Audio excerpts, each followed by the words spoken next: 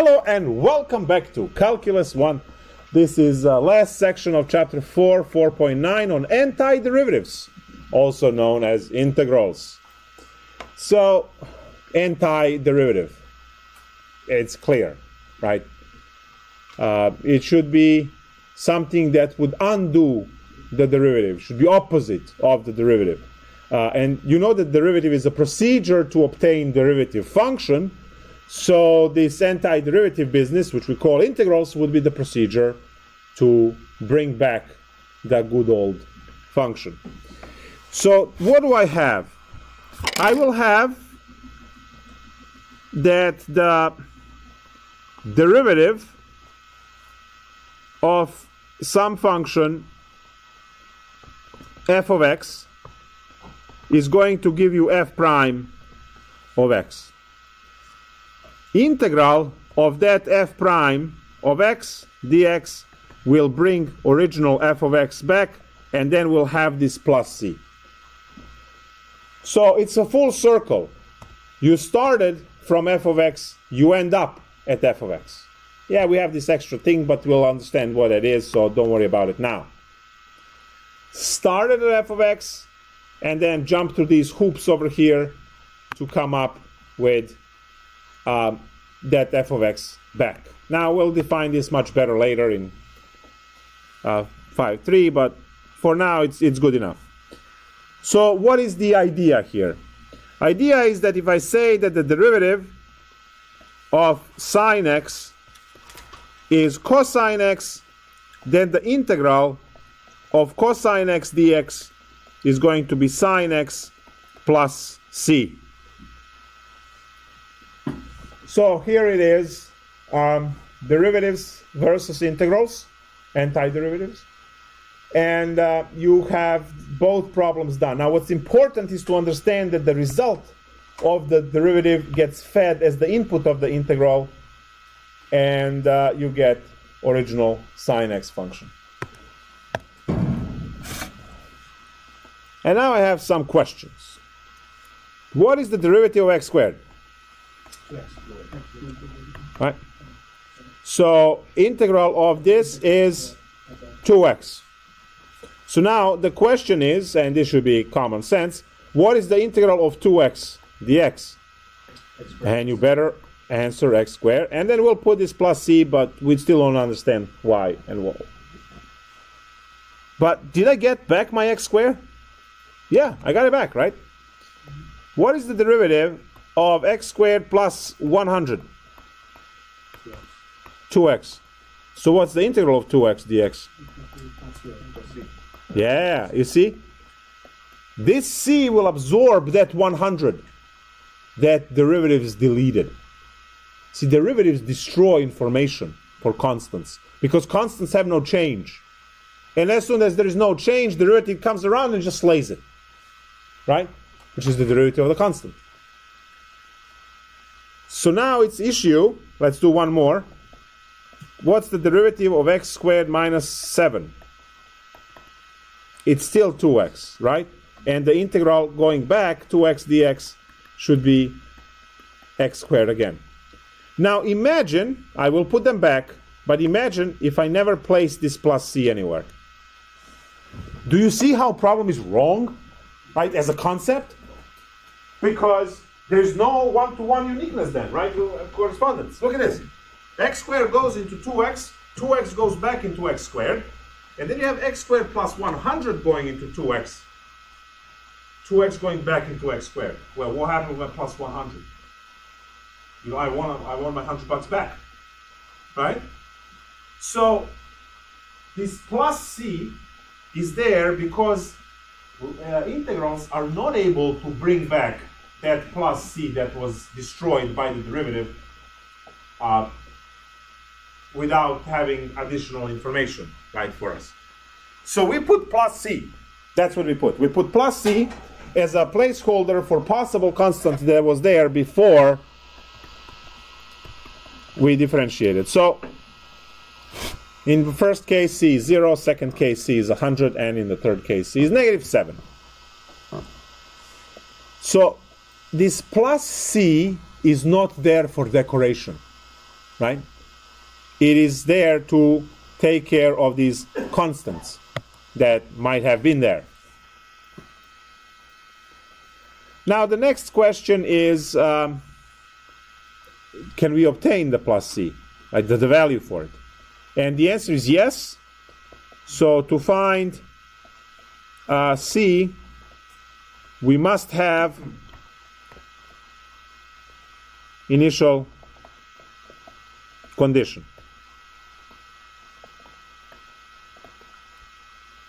And then we can go from there. Now, obviously, I'll explain everything, but let me first tell you this idea of integral of a function dx is equal to f of x plus c.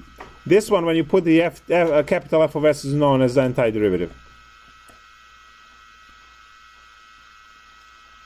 And you will always find that one is just, you won't necessarily name it, but it is what it is. So find C, to find c, we must have initial condition. Now, why? Why do we have to have initial condition? I'll put y over here. Well, note this plus c. And what does the plus c do, or minus c, to the function in the way it's written?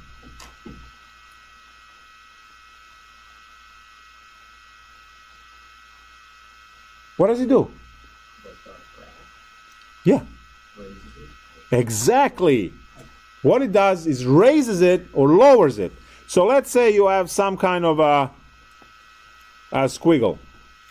And then you will get a squiggle on top and a squiggle on the bottom and another squiggle. And they all look like this because all I am doing is I am changing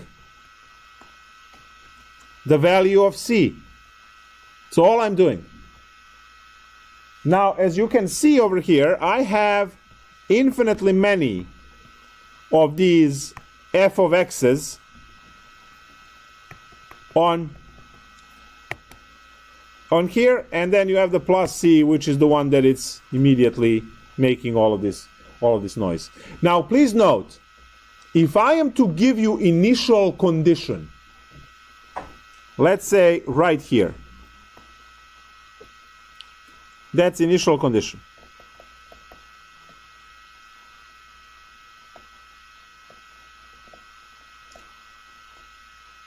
There is only one line that fits through that point. You can't have more than one line. So, if you want to compute c, right, you have to do the integral first. Once you compute the integral first, then you have x and a y. Just plug it in, and you will get value for c. Now, we'll do those examples later. We just have to clear out the basics that we need. So that's it. Now let's do examples and cases. First off, and we can do this red, what would be the integral of a constant c dx?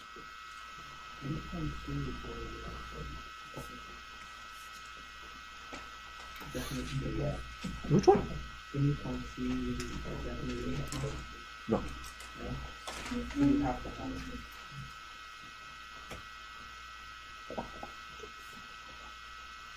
Now you have to think backwards. What goes in a box so that when I take the derivative of it will give me a c? Cx. Very good. Oh, then it's plus c. I should have put a k over here. Let's switch to k. Because I have to do plus c, and then it's cx plus c, and then it's which one is which. You just learned your first formula, guys. The integral of a constant.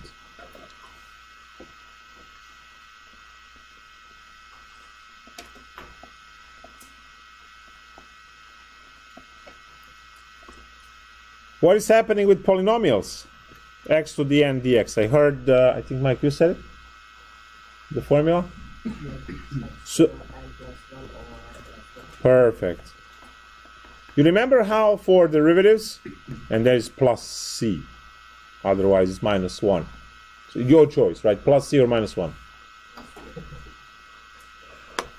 So what we have here is integral of polynomials, integral of roots, right, and rationals, all in one rule, all in one rule.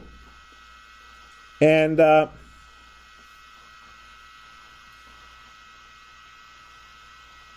you can always check, but we'll get to that. The next one is, let's say, the integral of e to the x dx. What would that be? Just e to the x plus c, yes. Exponential function just goes. Integral of ln is not a basic integral. We don't get to do that here. We get to do it in Calc 2. Right? It's not a basic integral. But you know what is basic integral? It's 1 over x dx.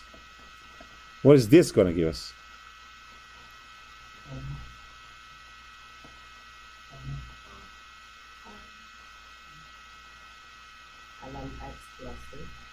You are getting closer, so you're the closest so far.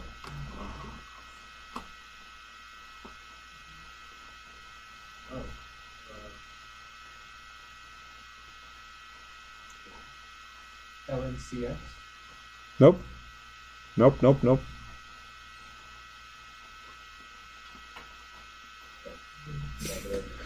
You're gonna smack. It's ln absolute x plus c. And now you're gonna go and say, wait, hold on, why absolute value? Because domain issues. What do we have on the left? We have a function whose domain are all real numbers except 0, right? And we're cool with that because ln x has also asymptote at 0. So we're good with that, right? Do you see that if you just have ln x without absolute value, you will only have that? So none of the numbers that were on the negative side, and they existed in the integral on the left, would be mapping into anything on the right hand side, but there's equal in between, right? So to fix the issue of the domain, to match, we restrict the domain, right? Or we fix, if we fix the function with absolute values. So now that's the formula. It's just you need to remember absolute values there because they're not there for decoration.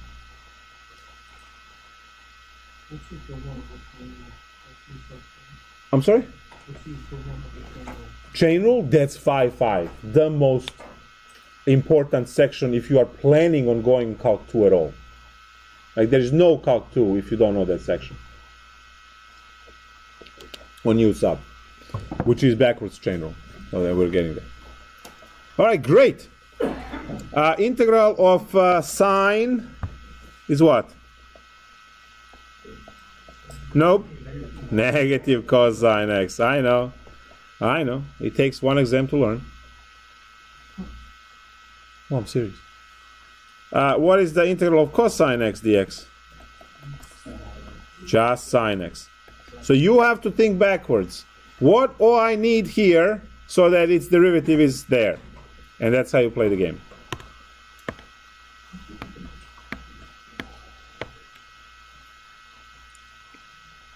Obviously, tangent and those are not basic, right? They're all more advanced, and you learn them all in Calc 2. So right now, we want to take a look at the integral of cosecant x cotangent x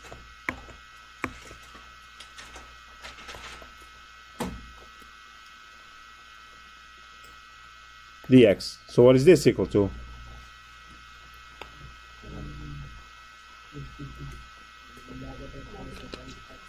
Negative cosecant x, yes. Plus c. I almost forgot it. So c has to be, plus c has to be on all of this. Great. Let's do some problems. What is the integral of 3 dx?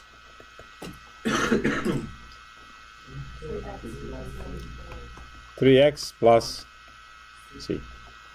C.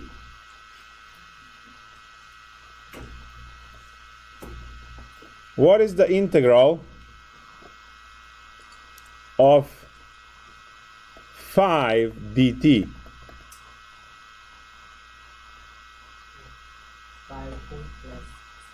5t plus c. So you know which variable to use when you look at these. I am integrating in respect to x. Remember when you differentiated in respect to x? Your answer was all in terms of x. Now you are integrating in respect to x, so your answer better be in terms of x. The second one, integration in terms of dt, therefore t must be the variable, the independent variable for that problem. Good. What else we can do? It's really hard to dance around rules and things that we didn't cover yet. So let's see something cool. What is the integral of x squared dx, since we bother so much? What do we get? Yes, we are going to use x to the n plus 1 over n plus 1. There we go. So your n is 2. So this is going to be x to the 3 over 3 plus c. And this is the formula we used.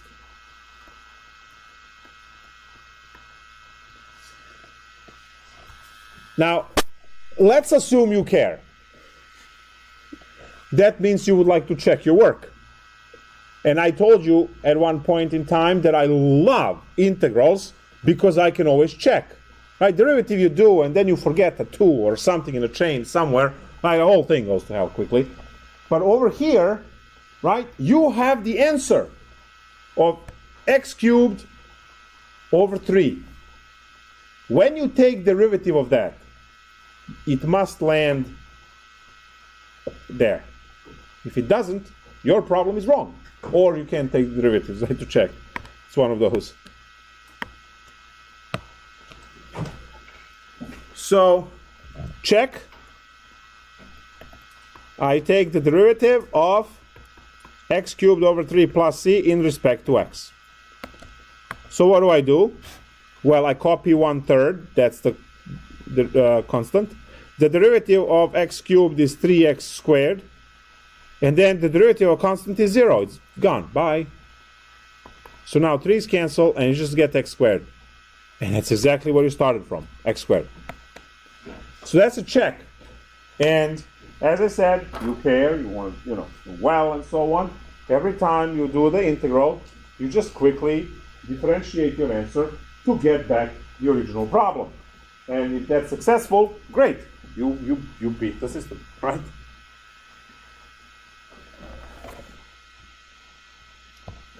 How about the integral of 1 over square root of x cubed? Just square root of x dx. One at a time. How about that one?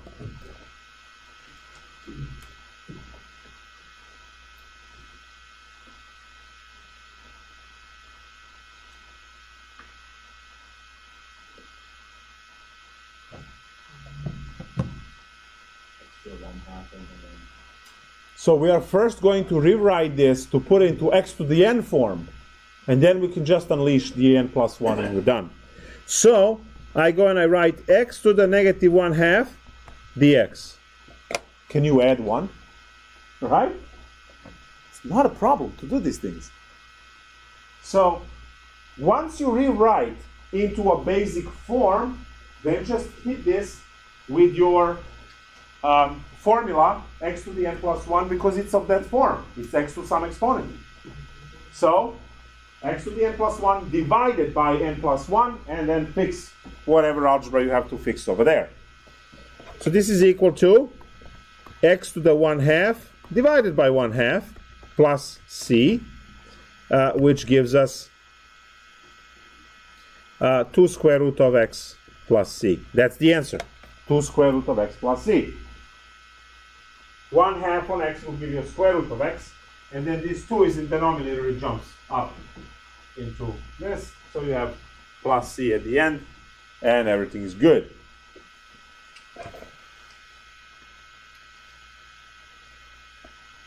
So integral of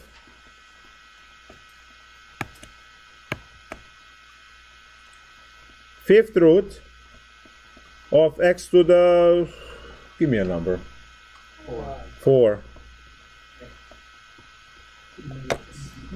Yeah, I know, you wanted 5, I ignored it. The only other number I heard was 4 at the time. Because what happened if it was x to the 5? Exactly, cancel with the roots. You just have integral of x. I want a little bit more spice over here. So please use algebra first to change this fifth root. Combine the powers together so you have x to a power, and then just unleash n plus 1 and done.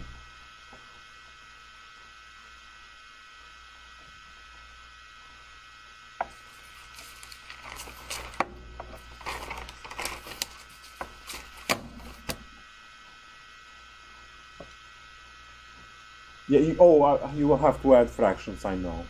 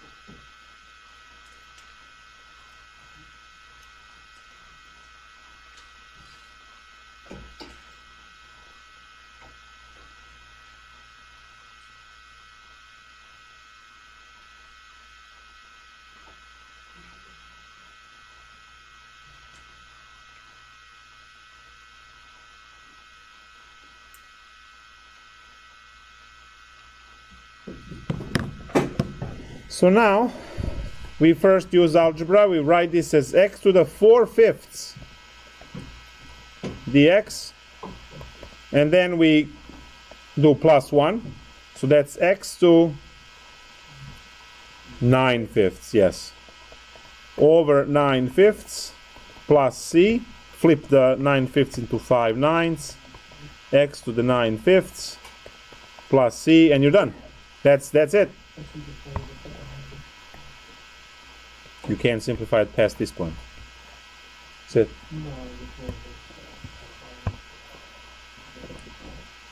Oh, fifth root of x to the 9. Okay, that's if you compute stuff maybe, but that's good enough. Let's take a look at some of the... Now we still have properties to talk about. I just want to do a little bit more of these mechanics.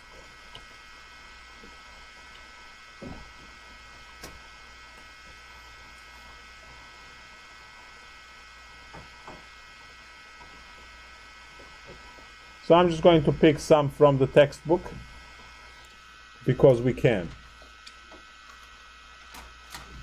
Oh, this is a really good problem which will probably lead you to do something you're not supposed to. So we have 3x plus 1 in parentheses times 4 minus x in parentheses dx.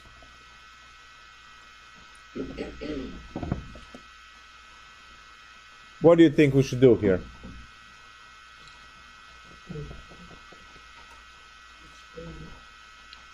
Yes.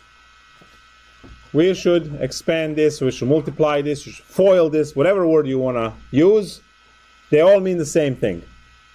You have to multiply this through and then take the... Because was it straightforward to do the derivative of the product? No. There was a formula, right? Called product rule. So it was not just, plowed through the derivative.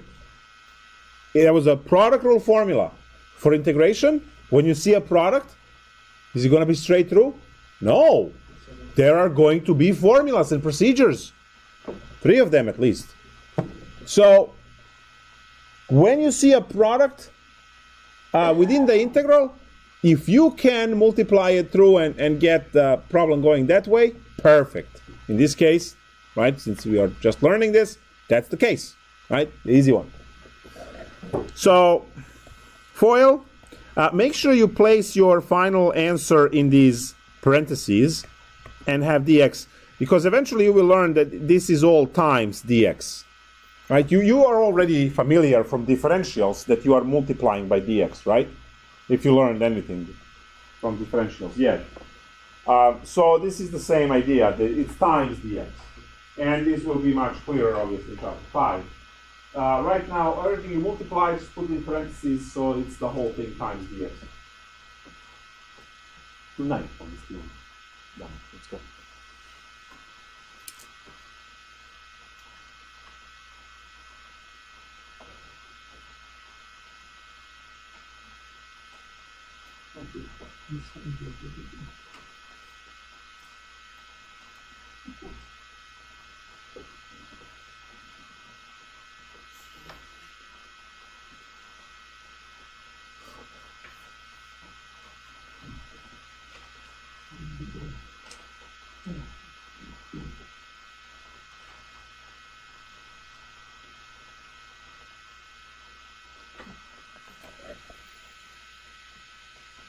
So we have negative 3x squared,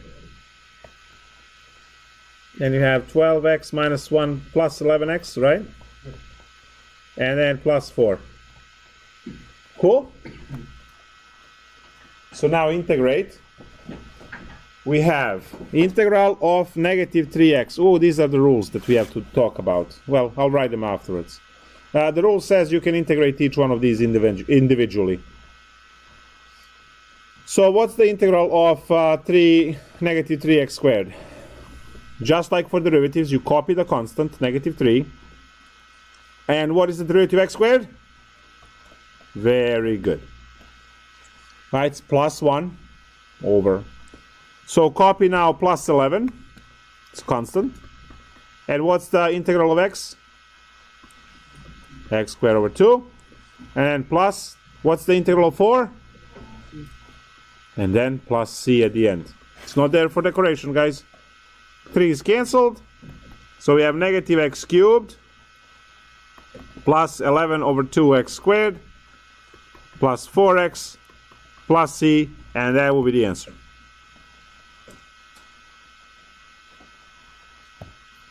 Now let's take a look at these rules I was talking about.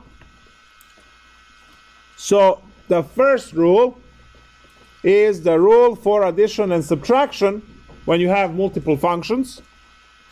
So integral of f plus g dx can be done separately. Integral of f plus integral of g dx. If you have minus, well, just follow the minus. Same formula. The next rule is going to say that if you have a constant times some function dx, you can kick constant out. So constants can be kicked outside, which is why I kicked out over here -3, and I just focused on x squared. Obviously, as you go on through calculus, these things will be more interesting than what they are right now.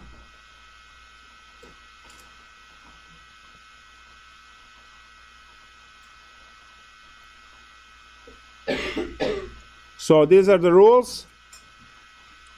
The first rule technically tells you that you can do everything term-wise, so you can break them apart.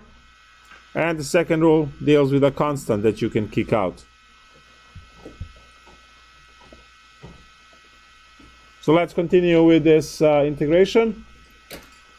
Integral of secant theta, open parenthesis, tangent theta plus secant theta plus cosine theta d theta. So you see that your theta is the main variable here, not x. This is the exercise in those rules, actually.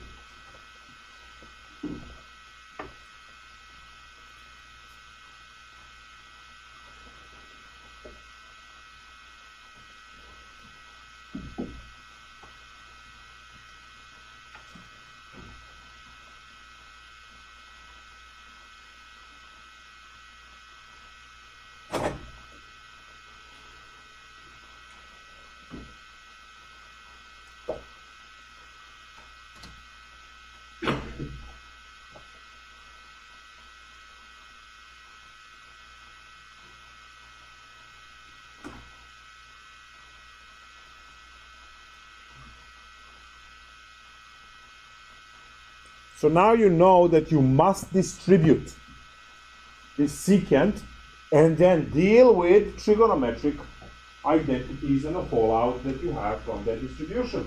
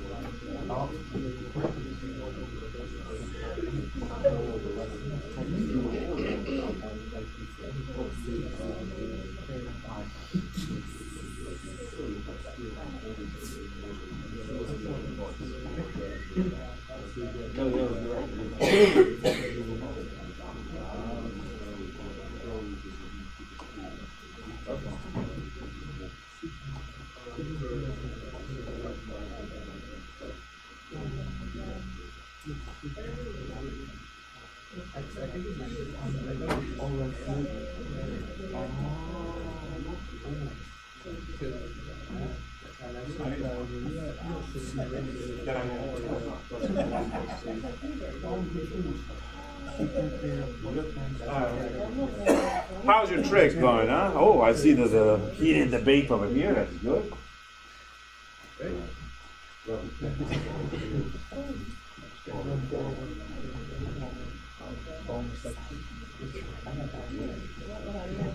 Pay attention next year.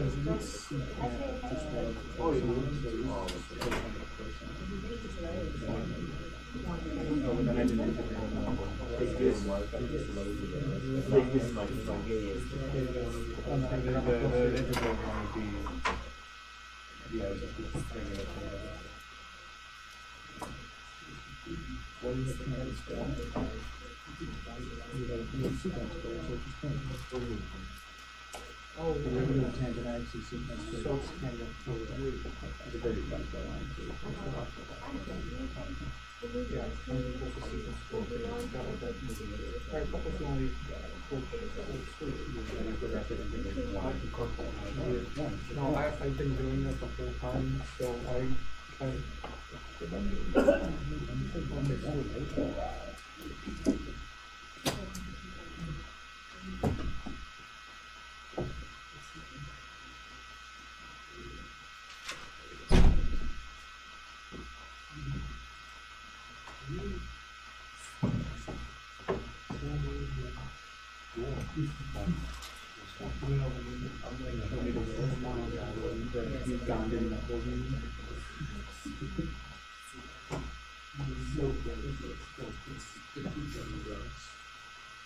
I could not find any of the icons. What's the background that I've ever seen? very good. For years, I just have to. And then I have to I use this too late. I just can't be bothered to change the background. It's the Windows thing usually. Eventually it changes.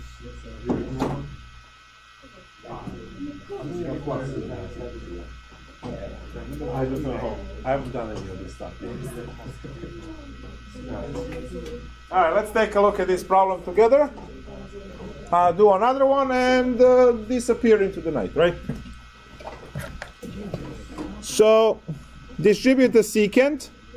This is going to be, secant is 1 over cosine. And then times, oh no, sorry. We'll do secant tangent here because that's good. Secant theta tangent theta. Plus secant squared theta. Plus, and this is 1. Because cosine times secant 1 over cosine times cosine is 1. Perfect. D theta. What's the integral of secant tangent? Secant theta. Very good, secant theta. Plus the integral of, Tangent theta. it will be tangent theta, good. Integral of 1. And plus c. That's done, that's it. Good. The last problem that I want to work on is the one where you actually get to compute your value for C. Remember that I promised that you guys are going to calculate that if I give you initial point. So now we are going to solve initial value problems. And I want to find the value for C. So initial value problems.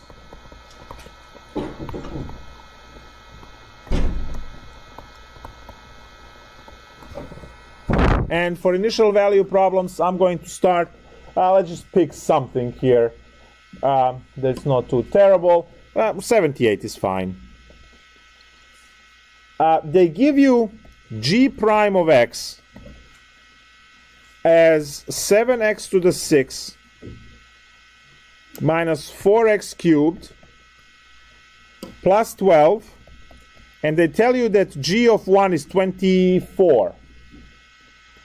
So see, that's the piece right here. That's the piece that it's initial. This is initial point, initial value. So what do I do? When I integrate g prime dx, I will get g of x plus c. So that's the idea. Integral will undo the derivative, giving you original function. So, what do I have? I have integral of 7x to the 6 minus 4x cubed plus 12 dx, and now we integrate. Well, I know I'm supposed to copy 7. That's the constant. Integral of x to the 6 is x to the 7 over 7. Copy constant 4 plus 1, so x to the 4 over 4 plus 12x plus c. 7's are gone, 4's are gone. And what I have now is x to the 7 minus x to the 4th plus 12x plus c. And this is your g of x now. To find c, you already, in the initial point, you have that x equals, let me write it this way. When x equals 1, g of 1 equals 24. So I have equation 1 to the 7 minus 1 to the 4 plus 12 times 1 plus c equals 24. And I can compute the value for c from here, because c is the only variable unknown. So that's 1 minus 1 plus 12 plus c equals 24. These guys cancel, and c is equal to 12. So now what is your g of x? G of x is x to the 7 minus x to the 4 plus 12x and then plus 12. So we found particular solution here, right? When you have c plus c, that's called general, and now we have a particular because this is the function that goes through the point 124. So let me write that clearly. This is the only g of x going through 124. That's it. That's the only. You know that there are going to be stacks, right? A lot of them, stacks. Only one will go through the point that is given to us. That's it. See you Thursday. Bye.